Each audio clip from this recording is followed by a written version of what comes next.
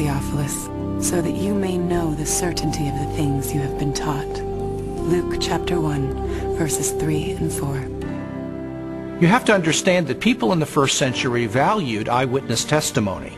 And this is why, from the second century on, it was important to the early church fathers that the people who were alleged to have written the Gospels actually wrote them, and that they were eyewitnesses of the things they wrote. We have actually very early attestation of the authorship of the Gospels. The early church father Papias, for example, as recorded by the church historian Eusebius, identifies Mark's Gospel as essentially the eyewitness account of Peter. Well, Papias was a disciple of the Apostle John, so we are only one generation removed from Jesus himself. That's a pretty close testimony, and strongly suggesting that, in fact, the Gospels are based on eyewitness accounts. Now, of course, it's not what you would have seen if you had a video camera there, because, after all, if you put a video camera on a street corner, even in Washington, you'd get politicians coming to and fro. You wouldn't actually have a story that would make sense. You'd have a string of random, unsorted events. That doesn't mean that none of it happened, that it's all made up. It's just to acknowledge what is blindingly obvious, that it has been edited and no doubt shaped by the needs of the community, because people tell the sort of stories that they want to tell, because this matters to us urgently here and now. Most historians date Jesus' birth between the years 7 and 4 BC, and his death no later than AD 33. Jesus' public ministry began with the choosing of his disciples and lasted approximately 3 years, culminating in the Passion Week and his trial and death. Scholars generally agree that the Gospel of Mark was written first, sometime between the years 60 and 75 in the first century. Matthew and Luke were probably authored shortly after, followed by the Gospel of John. The New Testament Gospels are by far our earliest and most reliable records of Jesus of Nazareth. All of the New Testament Gospels were written in the first century. Not only are they remarkably close to the events themselves, but in fact eyewitnesses are still around. If they were passing on untruths, if they were not passing on reliable history, then we would expect eyewitnesses to say, wait a minute, this isn't what happened. But eyewitnesses are around. Eyewitnesses could confirm what they said. All of the gospel writers either were eyewitnesses or interviewed eyewitnesses to gain the information that they gained about Jesus Christ. As I scrutinized the gospel accounts even further, I realized that it was important to find out not just whether or not the information was rooted in direct and indirect eyewitness testimony, but I needed to know, was this information reliably preserved during the time period before it was finally written down? We have to put ourselves into the ancient world without modern media, without even a print-based culture in which the only and the standard way of preserving information was through oral tradition, most of which was memorized. Young rabbis were often forbidden to comment on a passage of Scripture until they had memorized it perfectly. In fact, it was not uncommon for rabbis of Jesus' time to commit the entire Torah to memory. I've sometimes heard people say, look, I've been in a situation where I whisper something to someone, they whisper it to someone else, and it goes through 10 or 11 people, and by the time the last person tells what was said, it's totally different from what I told the first person. And we can't trust the Gospels for the same reason, because it was transmitted over a long period of time. That illustration is really a bad analogy, and you have to understand that the first century apostles who passed on information about Jesus were deeply concerned to get this information correct, because they saw it as sacred holy tradition. It wasn't about what Joe was eating for dinner last Wednesday night. In our day of instant media and everything has to be on film or tape recorded, we are more skeptical of oral tradition, but we don't really understand the nature of oral tradition. Oral tradition is a community event.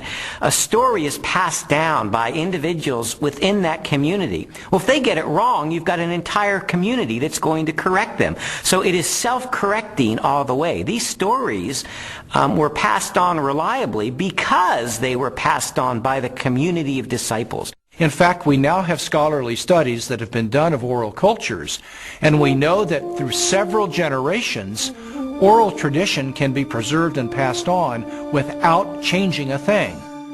Even though I became convinced that ancient cultures could pass along oral tradition reliably over time, I still had an obvious objection to the New Testament, and that was, isn't it really filled with contradictions? One of the issues people often raise is the question of apparent contradictions between the Synoptic Gospels, where there's a parallel story. For example, Matthew tells the story of 2 blind men being healed, whereas in Mark's account there's only 1 blind man. How can we get this contradiction? The vast majority of these apparent contradictions, however, are quite easily resolved.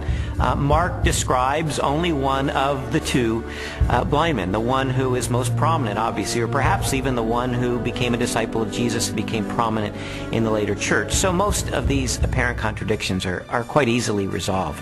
Had every single account given us exactly the same detail, we might have accused them of some form of collusion, of having gotten together and carefully planned out how they were always going to tell the story with the exact number of details, but then one doesn't have independent testimony at all. It's natural when you have multiple eyewitnesses to the same event. You're going to get different perspectives, and that's okay. You want that.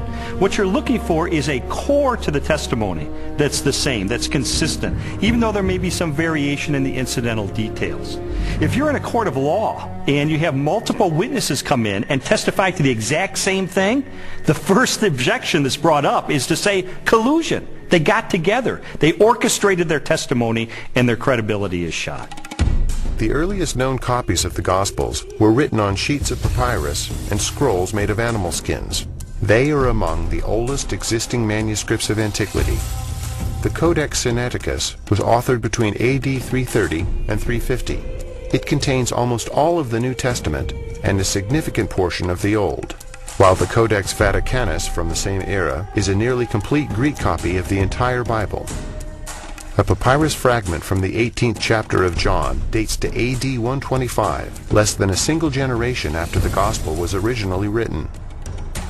When I found out that we have no original survivors of the manuscripts of the New Testament, I became very skeptical. Because if all we have are copies of copies of copies of copies of copies, then how do we know that what we possess today bears any resemblance to what the original said? We have better manuscript attestation for the New Testament than any other ancient document. For example, the Bible of the Greeks, Homer's Iliad, is preserved in maybe 600 manuscripts, the oldest of them 1,000 years after the document was actually written. The New Testament, we have something like 5,000 Greek manuscripts. So everyone agrees, whether liberal or conservative, that we have an incredibly reliable New Testament. We have thousands of manuscripts of the New Testament. We also have virtually the entire New Testament preserved in the quotations of the Church Fathers in the first 4 centuries, so that if we had no copies of the New Testament, we could reconstruct the New Testament from quotations from the early Church Fathers. Following the pattern of my investigation, my next step was to determine whether or not there was any evidence outside the New Testament that corroborates what the New Testament tells us. Jesus, of course, wasn't the emperor of the Roman Empire. He wasn't some autocrat that had conquered half of the world, but he did leave an impact in his own environment and created a movement that grew from there. And there is a remarkable amount of documents and corroboration. Josephus refers to him. The Roman historian Tacitus refers to him. Suetonius, the political writer, refers to him. Critics refer to him. And so it's like a stone thrown into a pond. The ripples go out and everywhere are felt. It's a very impressive record taken as a whole. In AD 93, the Jewish historian Josephus published his work, Antiquities of the Jews. Scholars generally agree that the following text accurately records Josephus' record of Jesus. Now there was about this time Jesus, a wise man, for he was a doer of wonderful works, a teacher of such men as received the truth with pleasure. He drew over to him both many of the Jews and many of the Gentiles. When Pilate, at the suggestion of the principal men amongst us, had condemned him to the cross,